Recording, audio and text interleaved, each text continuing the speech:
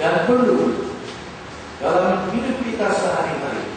Perlu kita sadari bahwa kita adalah diutus. Kita mempunyai misi. Kita jangan hidup tanpa tujuan, without purpose.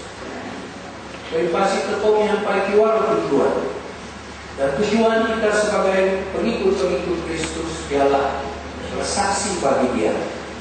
Lebih-lebih bersaksi bahwa bagi Yesus, bagi kita menerima Yesus, percaya kepada Yesus, menghadirkan Dia dalam hidup kita sehari-hari, membawa harapan.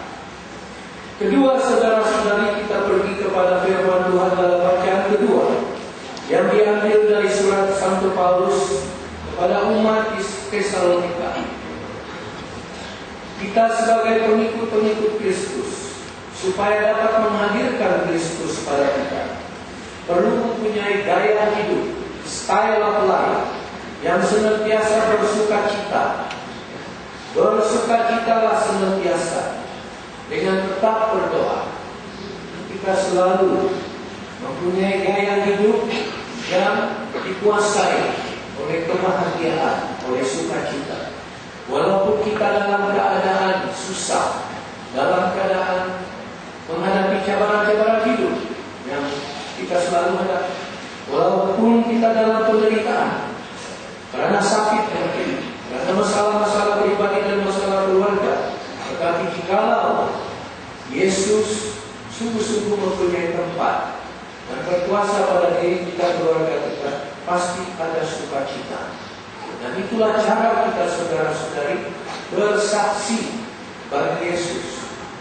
Karena dalam masa ini, masa persiapan ini, kita mesti memperlihatkan dengan sungguh-sungguh bahwa kita menanti kedatangan, kehadiran, dan penyertaan Yesus dalam hidup kita sehari-hari.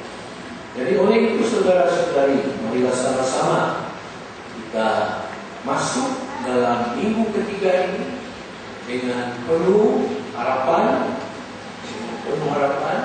supaya perayaan yang kita tunggu-tunggu, yaitu kehadiran Yesus, kelahirannya bukan lagi kelahiran 2000 lebih tahun yang lalu, tetapi kelahirannya pada kita masa kini sesuai dengan keadaan masa kini.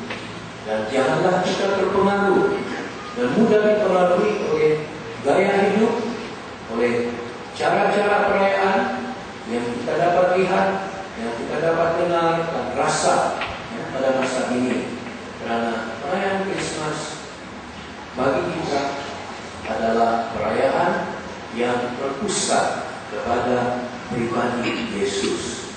Jadi bagi kita semua, saudara-saudari, pada ibu bapa, para katekis, pembimbing yang hadir dalam misa perayaan misa kudus ini, hari terakhir bagi kamu untuk retreat, ingatlah, setiap kita ingatlah bahwa kita adalah utusan Allah. Kita adalah seperti Yohanes Pembaptis, mau membawa Yesus dikenali, dikasihi, dan dilayani. Jadi bagaimana peranan kita sebagai ibu bapa dalam keluarga, khusus untuk anak-anak, khusus untuk ahli keluarga kita, bagaimana kita dapat membawa Yesus sungguh-sungguh diterima, dan juga dengan hidup kita, dengan sesama kita, sekitar kita, di mana saja kita berada, bagaimana kita dapat membawa Yesus supaya lebih dikenali, dikasihi, dan dilayani.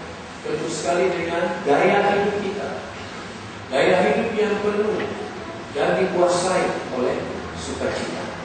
Inilah saudara-saudari nasihat Santo Paulus tadi itu. Jangan kita padamkan Roh Kudus, karena Roh Kuduslah, saudara-saudari, yang membolehkan kita untuk bersaksi sungguh-sungguh. Kalau kita rujuk kepada 2 Timotius 1 ayat 6, itulah nasihat Santo Paulus kepada Timotius. Bangkitkan, kipaskan kuasa Roh Kudus yang ada pada kamu, katanya. Kita semua telah menerima Roh Kudus dan kita semua mempunyai Roh Kudus. Tapi kita mesti minta Dia, berdoa kepada Dia, memohon kepada Dia, supaya kehadirannya dalam diri kita sungguh-sungguh menjadikan kita orang-orang yang bersaksi, yaitu Roh Kudus yang kita terima adalah Roh yang memberi kita kuasa dan keberanian.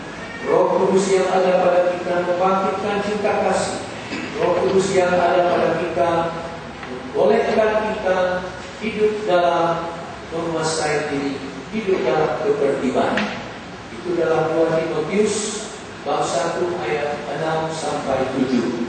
Jadi mari kita berpegang kepada ajaran Tuhan, pada ajaran gereja, supaya persiapan kita menyambut kelahiran Yesus sungguh-sungguh menjadi satu pengalaman yang sungguh-sungguh membawa harapan kepada